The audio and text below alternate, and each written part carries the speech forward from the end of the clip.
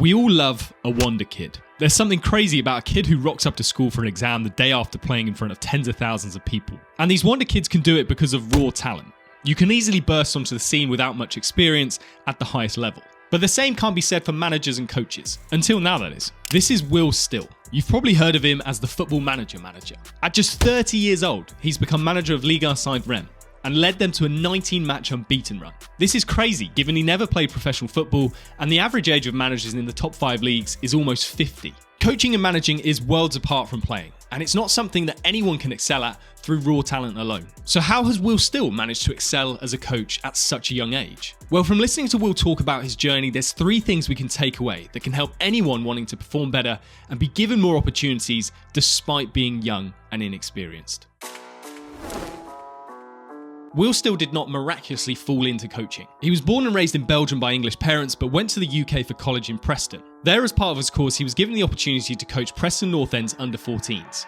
And it was during his time in the UK he realised that he himself didn't have what it takes to make it as a professional player.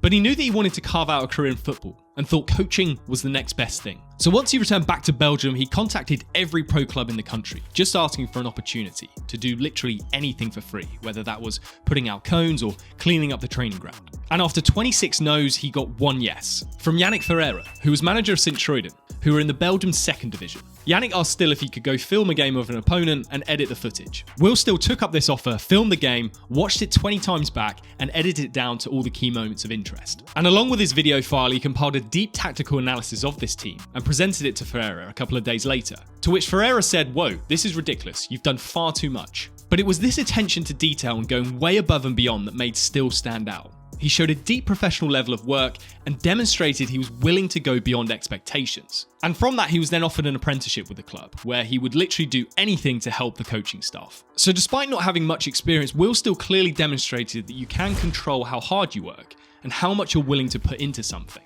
Most people are lazy. They'll try and get away with doing the bare minimum. So if you can work harder than your opposition, that's one of the best ways that you can stand out and be given opportunities.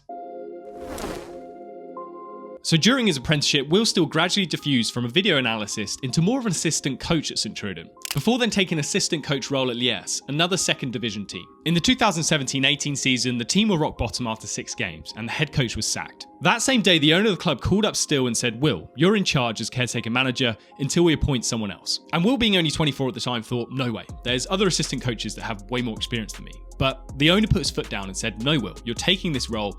I've got complete trust in you." So Will thought, screw it. Let's get stuck in. And his attention to detail allowed him to implement a new system very quickly with the team. And they went on to win 7 games in a row to go from bottom to right near the top. Unfortunately, given he hadn't completed the necessary coaching qualifications required by the league, he had to step down after 60 days in charge.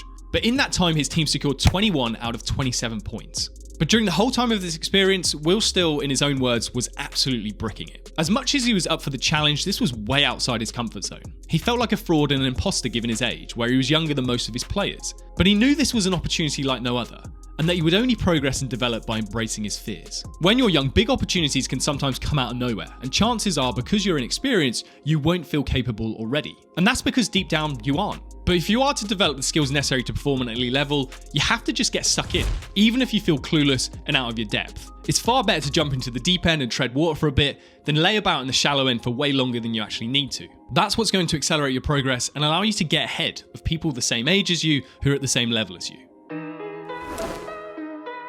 What stands out more than anything about Will Still is that he's quite simply a super humble guy.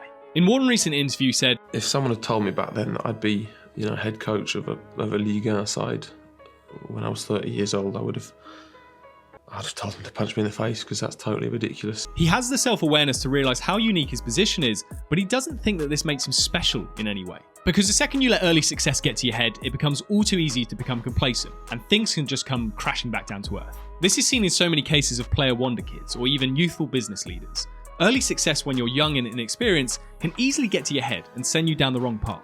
But what Will Still has is what I would call measured confidence. He believes in himself to take risks, push boundaries, and defy expectations, but this doesn't tip over into arrogance. He's aware of his limits, knows that he's been given lucky breaks here and there, and knows a lot of his success has come from the fantastic coaching mentors that he's had, as well as from the talent of his players who are the ones actually playing the game for him. And he even says of his career ambitions that deep down up until this point, he's not had any ridiculously major goals like winning the Champions League. He's just been focused on working as hard as he can to become as good as he can. He's the epitome of the old phrase, just focus on the process and the results will take care of themselves. He even admits the feeling of winning a game in real life is just the same as it is when you score a last-minute winner on Football Manager. If you too chase those similar feelings and just give everything to your craft for the sheer love of it, then you too can excel when young and inexperienced.